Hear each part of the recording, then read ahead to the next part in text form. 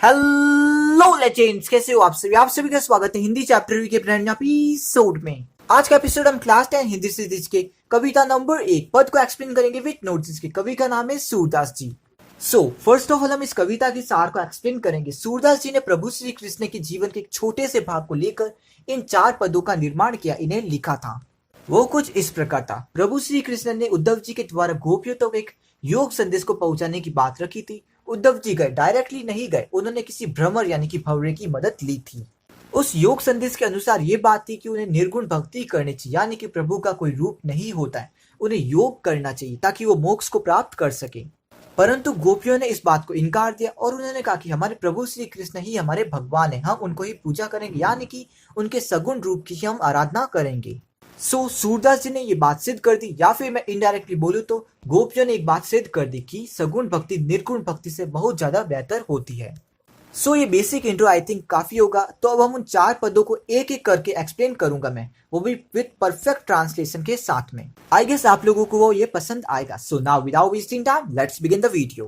पहले पद में गोपियों ने उद्धव जी को बहुत ही भाग्यवान कहा है। वो इसलिए क्योंकि एक तो वो प्रभु श्री कृष्ण के ही साथ में रहते, यानी कि दोनों एक ही महल में रहा करते थे। एंड उनके साथ में रहकर भी अगर वो प्रेम को नहीं समझ पाए तो वो बहुत ही भाग्यवान हो गए, वो तो बड़ी बात हो गई। उसको एक्सप्लेन करने के लिए उन्होंने 2 उदाहरण दिए। पहला, जैसे कमल का पत्ता कीचड़ में रहता है लेकिन तो भी ना तो पानी से मिलता है ना ही कीचड़ से मिलता है, यानी कि वो अछूता रह जाता है। दूसरा, अगर आप तेल से भरी हुई मटकी को अगर पानी में रखोगे तो ना तो तेल पानी में मिलेगा ना ही पानी तेल में मिलेगा, यानी कि वो अछूते रह गए। इसको बात को एक्सप्लेन करने के लिए कि भाई आप उद्धव जी आप ऐसे कैसे हो गए। एंड ये भी कहा कि जब तक आप प्रेम की नदी में पैर नहीं रखोगे तो फिर आप समझोगे कैसे, आप हमारी पीड़ा को समझोगे कैसे। आखिर हम तो बहुत ही अबला है, हमें तो कुछ पता नहीं है, बस इतना ही कह सकते हैं, हमें ज्यादा पता नहीं है। दूसरे पद में गोपियां कहती है कि हमारी तो मन की बातें मन में ही रह गई, हम तो बहुत कुछ कहना चाहते थे लेकिन नहीं कह सके प्रभु श्री कृष्ण से। अब अगर हम किसी और को कहेंगे वो हमारी बातें क्या समझेंगे, वो हमारी पीड़ा को कैसे समझेंगे। और प्रभु श्री कृष्ण का इतने समय से कोई ना तो संदेश आया ना कोई बात, तो इससे उनकी पीड़ा बहुत बढ़ चुकी है। और एक इकलौती जो आज है वो उनकी आने की अवधि है, यानी कि उनके आने की टाइम लिमिट है, लेकिन वो नहीं आ रहे, इससे उनकी पीड़ा और भी बढ़ चुकी है। एंड फिर अब आप आ गए इस योग संदेश के साथ में। ये तो हमारी जो आग है उसमें घी का काम करे, यानी कि पीड़ा को और ही बढ़ा रही है। ये पीड़ा ऐसे नहीं कि मारपीट कर दी मतलब कि लग गई है, तो वैसी पीड़ा नहीं, बल्कि विरह की पीड़ा, यानी कि जुदाई की पीड़ा समझ सकते हो इसे। जितनी बार भी गोपियां प्रभु श्री कृष्ण को याद करती है तो उनकी पीड़ा और भी बढ़ जाती है और डबल हो जाती है, और कहती है कि अब हम और कितनी धीर रखे, यानी कि और कितने धीरज रखे और कितना पेशेंस रखे। अब अगर उन्होंने मर्यादा थोड़ी ना लांगी, मतलब मर्यादा तो लागी है ना उन्होंने।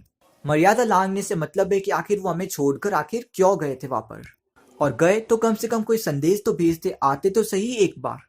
तीसरे पद में गोपियां कहती कि हमारे प्रभु श्री कृष्ण तो हारिल की लकड़ी की तरह ही है, जैसे कि हम हारिल है और वो हमारी लकड़ी है। एक हारिल का पक्षी होता है जो कि एक लकड़ी लेके हमेशा उड़ता है क्योंकि उसे डर लगता होगा और उसकी लकड़ी उसका एकमात्र सहारा है। उसी की तरह गोपियां भी प्रभु श्री कृष्ण को चाहती कि वो हमेशा उनके साथ में रहे, और ये उनका दृढ़ निश्चय है कि वो हमेशा प्रभु श्री कृष्ण को मान चुकी, अपने स्वामी की तरह, अपने प्रभु की तरह मान चुकी है। वो जागते हुए, सोते हुए, सपने देखते हुए हमेशा प्रभु का नाम जपती रहती है और उन्हें याद करती है। और अब वो उस योग संदेश के बारे में कहती कि आप जितनी भी बार इसके बारे में बताओगे ये तो हमें कड़वी ककड़ी की तरह ही लगेगी। ये इंपॉर्टेंट लाइन है, कड़वी ककड़ी, क्योंकि इस योग संदेश के बारे में ना तो हमने किसी और से सुना है कभी, ना ही इसको कहीं देखा है। तो हमारे प्रभु श्री कृष्ण की ही भक्ति हम करेंगे। ये ज्ञान तो आप उनको दीजिए जिनका मन स्थिर नहीं रहता, यानी कि एक जगह पर नहीं रहता, घूमता फिरता रहता। हमारा मन तो स्थिर है, प्रभु श्री कृष्ण की भक्ति में स्थिर है। फाइनल चौथे पद में गोपियां कहती कि प्रभु श्री कृष्ण पहले ही बहुत ही चतुर थे, पहले ही बहुत ही होशियार थे, लेकिन अब तो उन्होंने राजनीति पढ़ ली, गुरु ग्रंथ पढ़ लिए, तो फिर अब तो वो अधिक चतुर हो चुके हैं।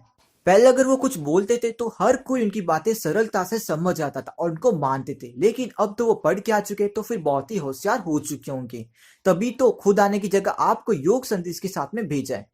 उन्होंने कहा कि आप तो बहुत ही अच्छे व्यक्ति हो, भले भाले व्यक्ति हो, तभी तो आप पराये हित के लिए यहाँ पर आए और योग संदेश लेकर आए, लेकिन हमारा मन तो प्रभु श्री कृष्ण ने चुरा लिया है, हम उनकी ही भक्ति करेंगे। अब हम इस पे मन कैसे लगाएं आखिर।